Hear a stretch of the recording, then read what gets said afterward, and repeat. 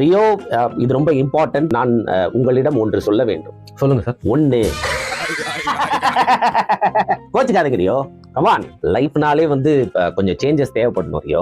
அந்த வகையில் ஒரு போர்டம் ஆயிடக்கூடாது, ஒரே மாதிரி பண்ணிட்டு இருக்கோமே அப்படின்னு. ஸோ உங்களை ரியோ ரியோ என்று கூப்பிட்டு எனக்கு போர் அடித்து விட்டது. அதனால் ஒரு முறை வித்தியாசத்துக்காக ரியோ ரியோ, எனக்கு என்ன பீர் வேண்டுமோ அதை குடிக்கத்தான் நான் இங்கு பாருக்கு வருகிறேன். அதற்காக தான் அரசாங்கம் இதை நடத்துகிறது. எனக்கு தேவை என்ன அதானுங்க குடிக்கணும். நீங்க குடுக்கறதெல்லாம் குடிக்க முடியாது. அது மட்டுமின்றி சுண்டல் வைத்திருந்தார்கள். சுண்டல் சூடாக இருக்கிறதா என்று கேட்கிறேன். அதற்கு அங்க வேலை செய்யும் நபர் அந்த சுண்டலுக்குள் நடுவிரலை விட்டு ஆம் சூடாக தான் இருக்கிறது என்கிறார். இதற்கு மேல் நான் அந்த சுண்டலை எப்படி சாப்பிட முடியும்? இந்த துறையில இருந்து சம்பாதிக்கக்கூடிய பணத்தில் தானே நீங்க அரசாங்கத்தையே நடத்துறீங்க.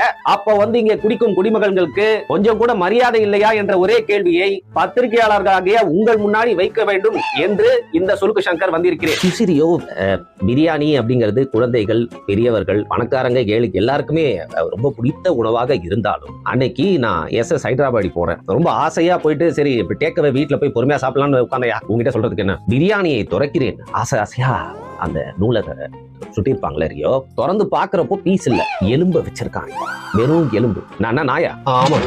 முதல்ல எல்லாம் ஒரு SS பார்சல் வாங்கினா ஒரு குடும்பம் முழுக்க சாப்பிடலாம் ரியோ.